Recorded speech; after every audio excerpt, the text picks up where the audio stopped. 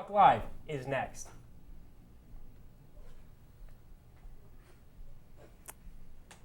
Okay. If we have to, we'll just come right back up. All right.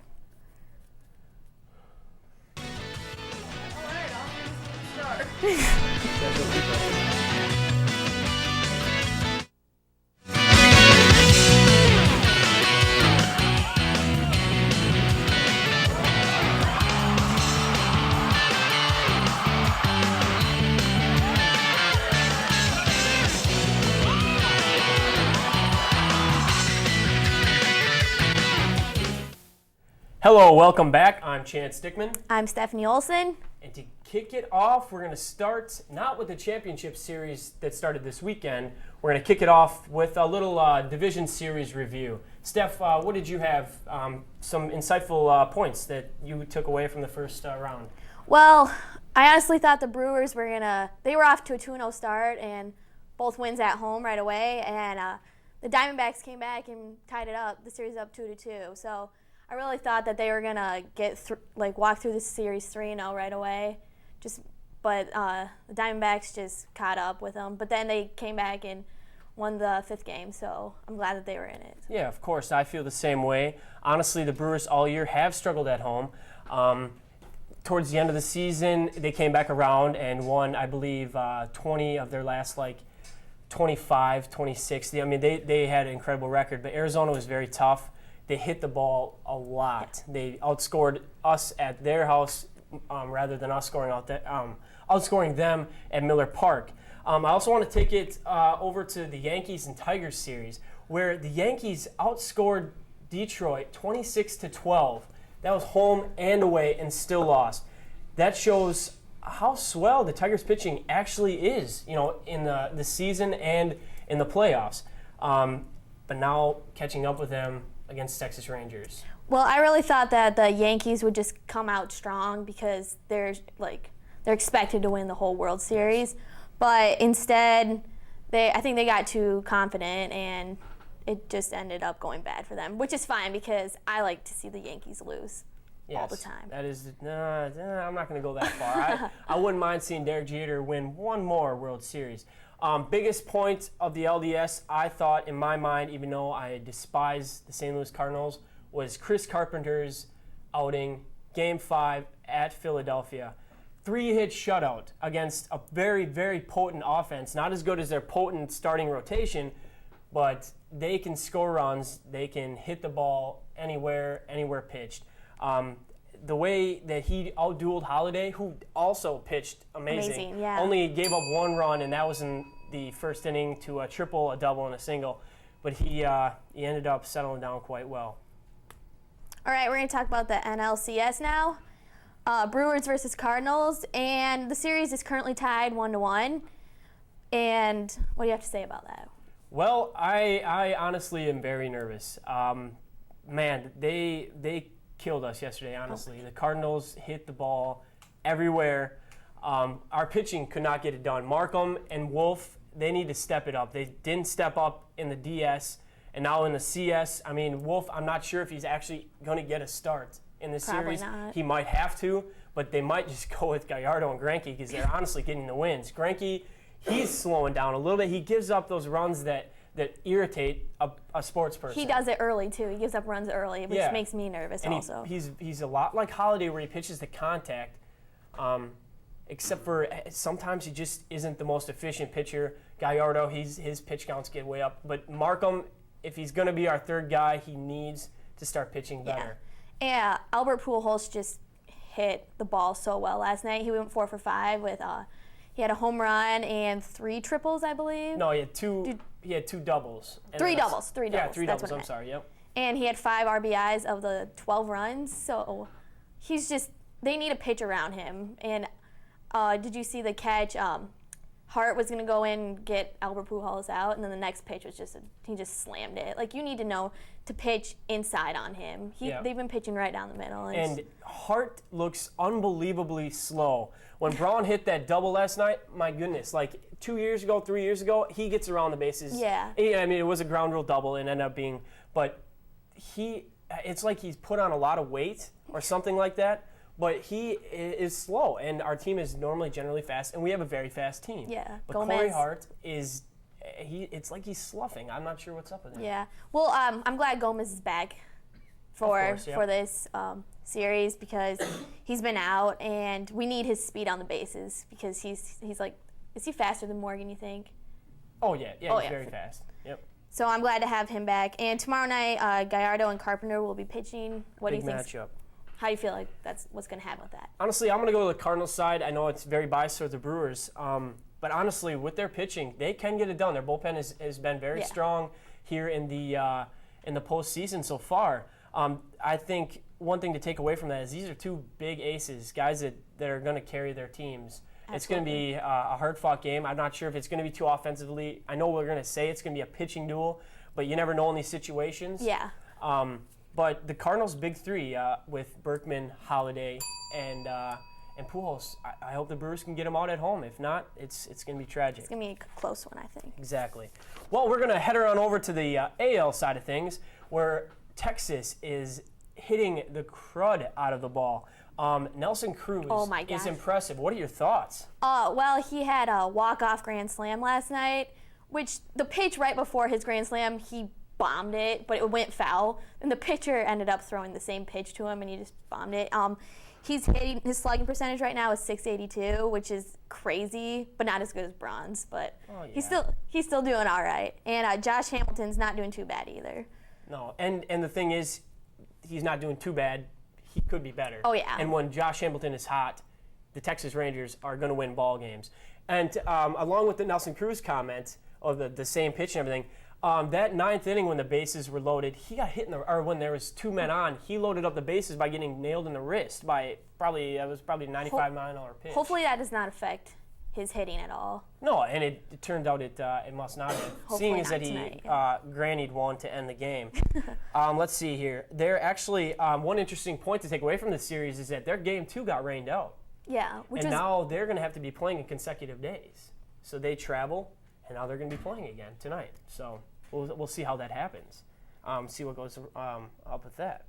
Verlander's kind of disappointing me in this series right now. Yeah.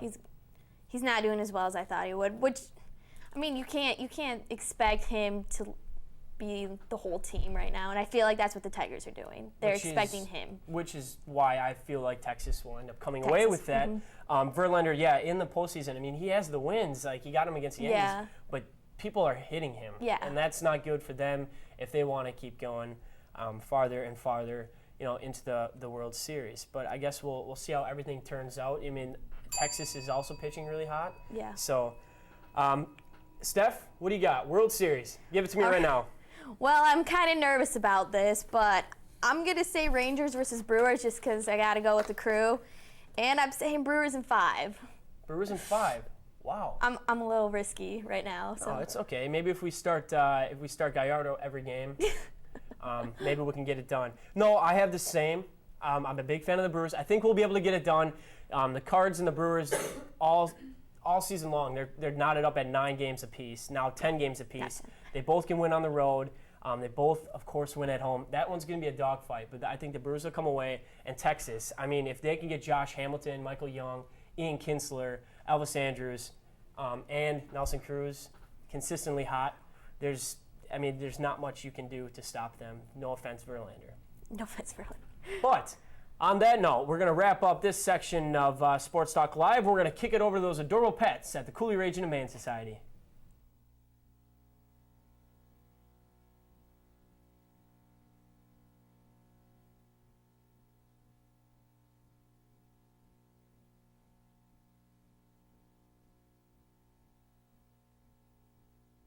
All right, we're back.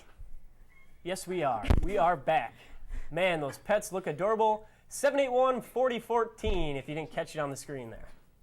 All right, now we're going to talk about Al Davis, Yep. the late Al Davis. I don't know what to say about this guy except for he's a very respected man in football. He took the Raiders to 13 division championships, and he's just awesome. What do you think about him? Well, I mean, and he was respected. He was said to be the breaker of ice with, hiring African Americans as like he hired the first African American national football coach, stuff like that. So he's respected not only by one culture but another. To own a team and be around a football franchise for all but 3 of their years starting is very, very, very impressive to do. And at such an old age, he kind of reminds me of like Joe Pa, except for Joe Pa is actually the coach. Yeah. You know what I'm saying? The just win baby attitude is not only an Oakland Raider tradition, but it's just carried over in everything. Yeah, one of my high school teams, that's what they went to the state championship, and it was just win baby. That's what. Yep. So he's very influential towards many people. Oh, he is. Not just football, but other sports also. That's true. I wish, for his sake, to win a few. If he would have had a better, 2000 decade, I should say, because his teams were very solid back in the day, back in the 70s when they were winning Super Bowls. They slowed down a little bit. I mean, they did make one in the decade. They're one of only. Sorry about that. They're one of only 4 teams to make a Super Bowl in the last 4 decades. Wow. So that's a very impressive stat. Al Davis, his family, our prayers go out to you. Hopefully, everything is going well with that. Even the Raiders got a win. Yes, they did. The day after, his son was there, and his son will now be the leader of that franchise. So hopefully. Good things to come for the Raiders, I think. Yeah, hopefully. I mean, their running game is good, and I'm sure we'll end up talking about them a little later here when they came from behind. But yeah, R.I.P. Al Davis. So from one football news to another, Hank Williams Jr. is making a nice impact in the NFL world. Hank Williams Jr., as everybody knows, is the Monday Night Football introduction songwriter. All My Rowdy Friends are here for Monday night. Yes. They're not here anymore. He referred to Obama and Biden as the enemy and said some very, very mean things. And he also made a song right after. Have you heard about this? Yep. And in the lyrics he says, the U.S. is going down the drain and becoming the United Socialist States of America. And he also tells the listeners not to listen to ESPN or Fox or watch them at all. Yes, so he's kind of bitter. It's rough, and I am. They criticize him for giving his own opinion, which really stinks. Yeah. But I mean, in that fashion, and as high up as he is, it's really, really hard, to control yourself. And he's a rebel. His dad nickname, I can't remember the nickname his dad gave him, but like a rebellish nickname when he was a little kid. So he kind of grew into that. He was saying in his the ending of his song. Ask me for my opinion and twist it all around. Just wait, see, don't tread on me, because me and my rowdy friends are out of here. So I'm sad. I'm a big fan. I've 20 years in the business, and this is what happens. It really stinks, but hopefully they find somebody else like Faith Hill. Especially just because he was expressing his opinion, which is freedom of speech. Of course. All right. Course. Okay, now we're going to talk about Packers and Falcons. Great game. Packers ended up winning. What are your thoughts on that game? Well, right away, I was a little nervous. Oh, me too. They didn't perform like I thought they should right away, and then Clifton goes down, and I'm like, there's no way that Derek Sherrod's going to fill in and be able to stop the offensive line that they really, or the defensive line that they really bulked up on Atlanta in the offseason. Their running game again is struggling. They broke a few big runs, but they only had 57 yards on the ground. Oh gosh. So with Aaron Rodgers being that guy, he's going to get it done week in and week out. Absolutely. But in order to be a more well-rounded team, we need to start a running game. And Ryan Grant is not doing it right now, so Starks has been our main rusher. Yeah, and if you could see through the games, when they have to implement both guys in there at the same time, when they have to figure out if they want to go Grant or Starks, their run game is not producing. Oh, not at all. Honestly, if you see Starks starting and getting a majority of the carries, they're getting almost 100 or over 100 yards a game. Yes. So it's a struggle for the Green Bay Packers. But what I want to talk about is the defense. Oh, yeah. Honestly, shutting out the Atlanta Falcons in the second half, not even allowing them over 100 yards of offense. That's embarrassing for the Falcons. Yeah, it is. Yeah, it is very Jared embarrassing. Bush and Charlie Pepra. Yep.